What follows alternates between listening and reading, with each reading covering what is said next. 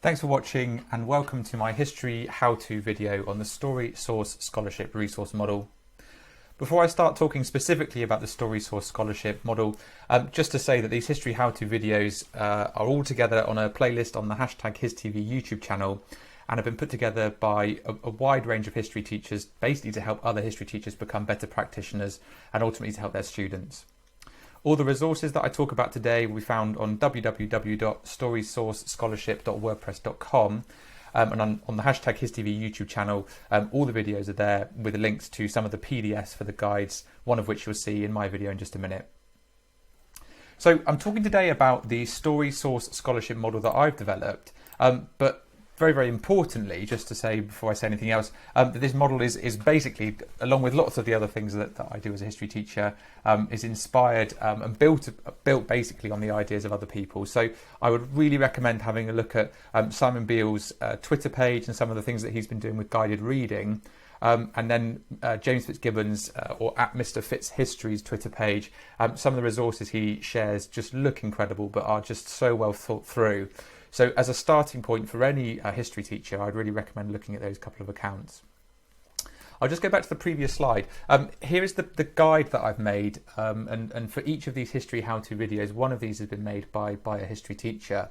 And this really gives you a clear overview of what the Story Source Scholarship model is, how you might go about using it in a classroom, some of the things from my practice that I would recommend doing and not doing, and then how you could then use it in your own practice. The PDF for this can be found in the video link below and also on the History How To website, and I'll share the link for that later on.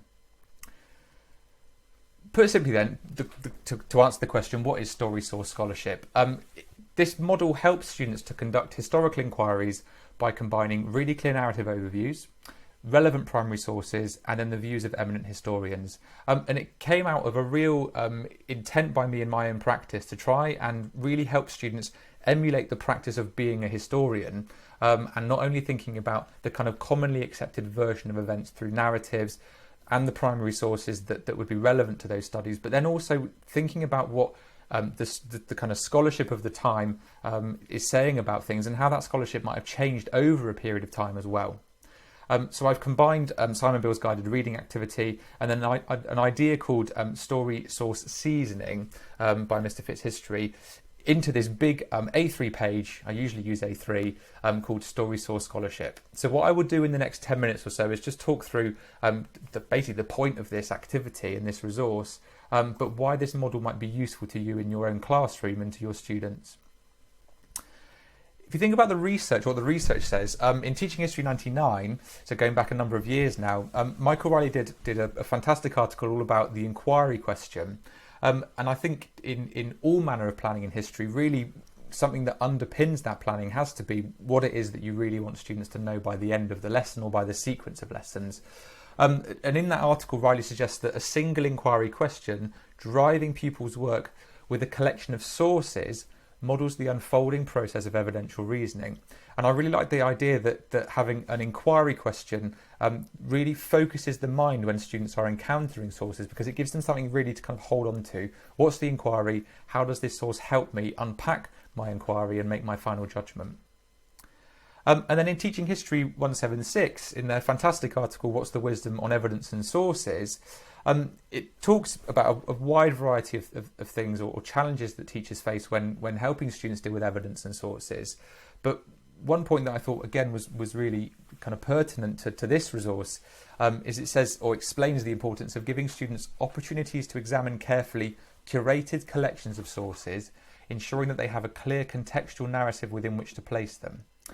Essentially, you can give students really good sources and really relevant sources to the topic they're studying, but they need to have that clear contextual narrative to place them, to kind of really like ground their understanding of them.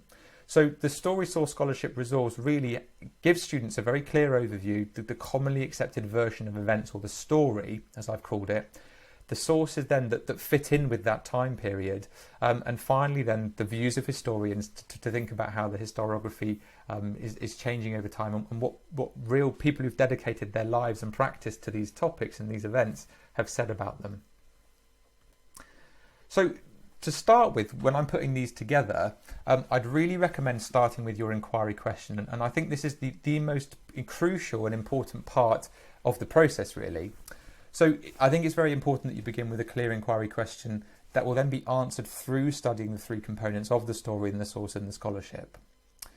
Think really carefully about what it is that you want students to know or understand by the end of the lesson or the sequence of lessons. It should be a question, I think, that's answerable using these three different components, and in fact that these different components then kind of reveal to students what their answer then would be. And so I think a way to construct these inquiry questions is then to frame it around a particular debate or a phrase from the scholarship that you're using. And so you can see, here's one of mine. This is: how far did the Night of the Long Knives give Hitler total power in Germany? And with my students, I'll be talking about total power. What does total power mean? What are we looking for if Hitler has total power in Germany?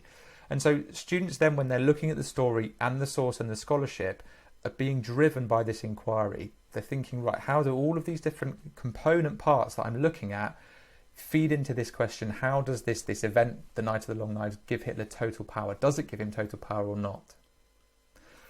Once you've got your inquiry question, I would then go on to the story. And I think it's really important that students have a very clear objective overview as much as possible, or as much as it is possible in history generally, to be objective, but that's something for another time.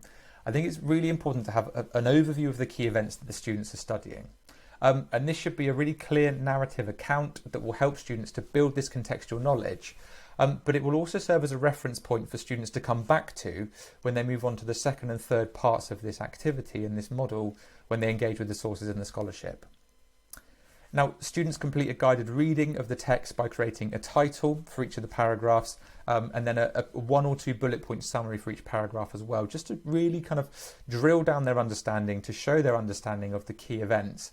And I think really helps if these events are in chronological order, if you're looking at a particular event, if you're looking more widely at a different theme or a concept. Just think really carefully about how this part of the model kind of functions in the students' brains, really.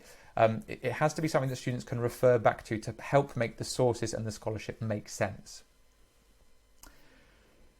Once you've talked through the story of the key events, students are then given some sources. Now you can see that on my version, I have kind of labelled some of the key events. This is a David Lowe cartoon from 1934, and it's just looking and thinking about the impact of the Night of the Long Knives.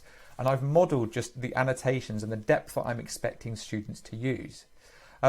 So really for the sources, students are expected to use this new contextual knowledge that they've got from the story to inform their analysis of a range of relevant primary sources. I try and mix it up with a mixture of cartoons. You can see there I've used a diary entry from Goebbels' diary in July 1934, an article from Time magazine in July 1934 as well. So mix up the type of source that you're using.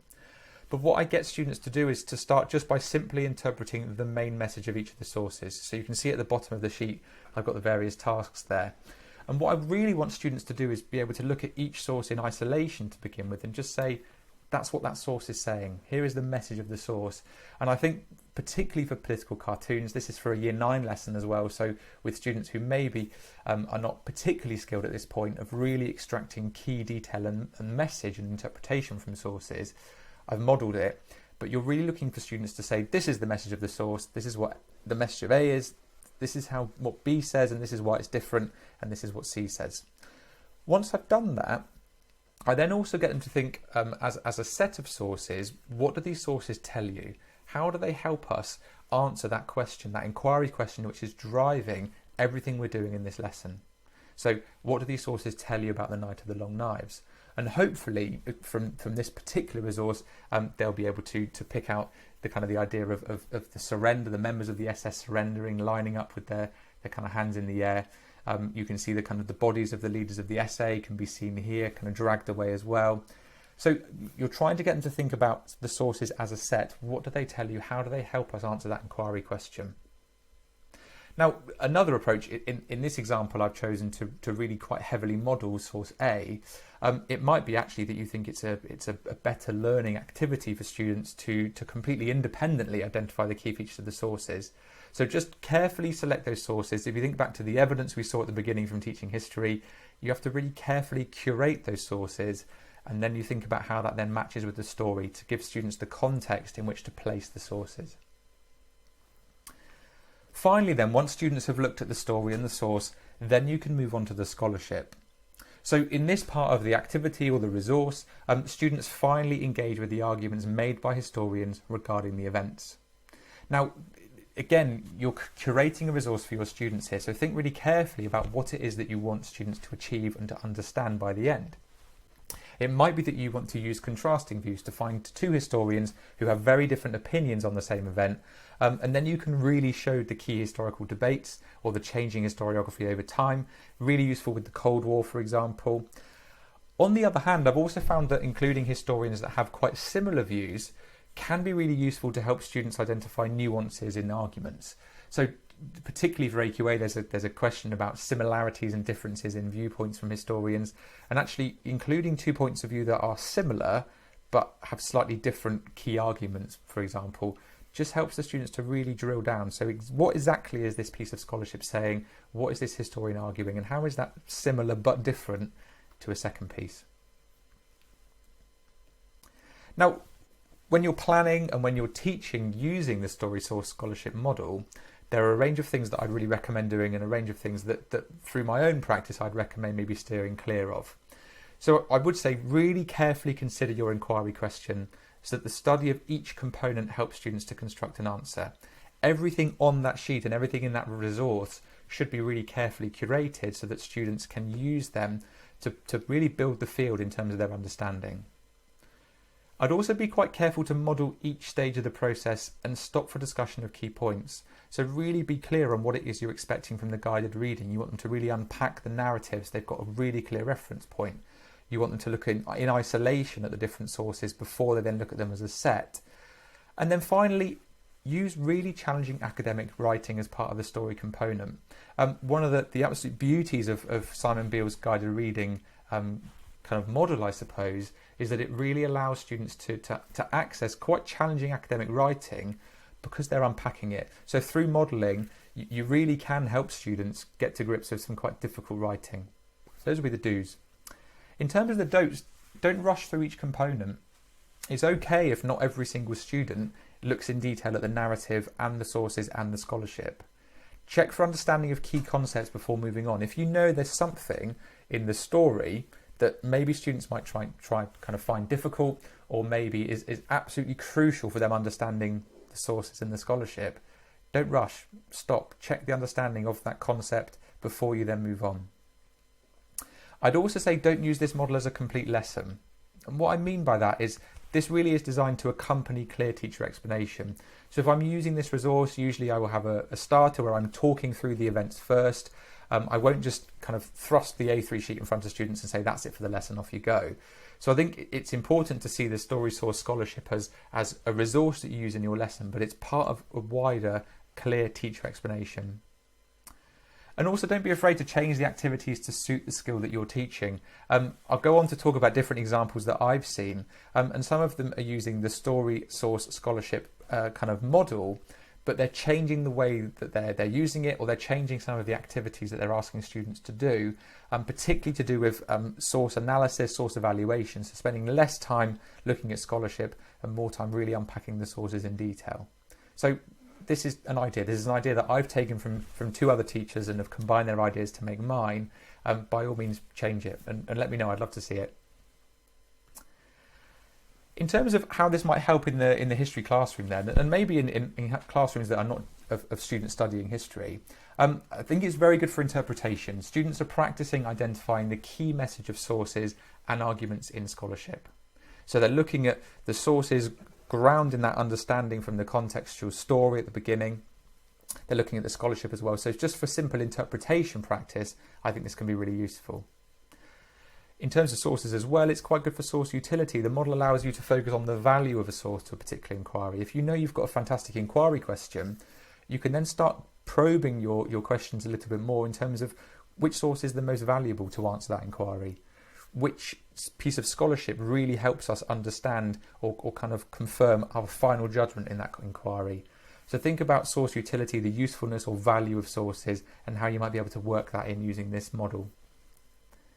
I think as well, I'll just move the little video of my face there.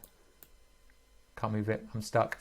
It really helps students really engage in the discipline of history. And what I mean by that is I really want students through this model to be able to look at the commonly accepted events, what the sources from the time say, and what other eminent historians have said before they then make their own interpretation or judgment. So really this is hoping that students will use it to be able to construct some really solid academic writing through the study of those three components. And finally then, a final judgment. I really want, and students should be able to, using this model, come to a well-evidenced conclusion. One of the things that I often get students to do is write a judgment, a final judgment, but do it using one coloured pen for any references to the story, to the key events, a different coloured pen when they're referring to the sources, and a third coloured pen for the scholarship, to really see how in their judgment they're able to use the different components that we've studied. Just to say then, I put out on Twitter, and this is made right at the end of lockdown, this video, but over the summer I just asked people if they'd used this resource already and if they'd like to share their resources, and I was massively overwhelmed by the number of responses I had. So if you go to storysourcescholarship.wordpress.com, you'll be able to find all of the resources that I've made, but that other people have made as well. I've arranged them by time period, so you'll be able to see, I don't know, if you're doing a study on 20th century Germany, I know there's loads of examples for that, you'll be able to find them.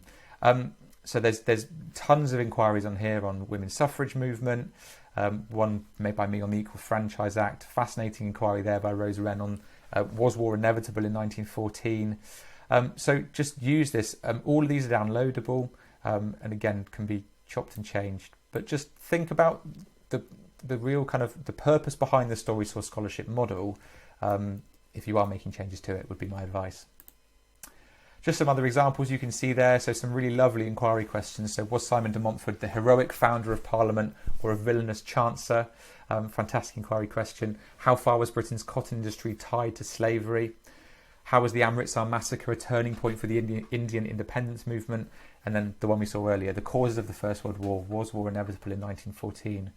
And I think what I really like about these resources is they've got fantastic inquiry questions that have real scope for lots of different responses, but those inquiries then really underpin the Story Source Scholarship material that's been included.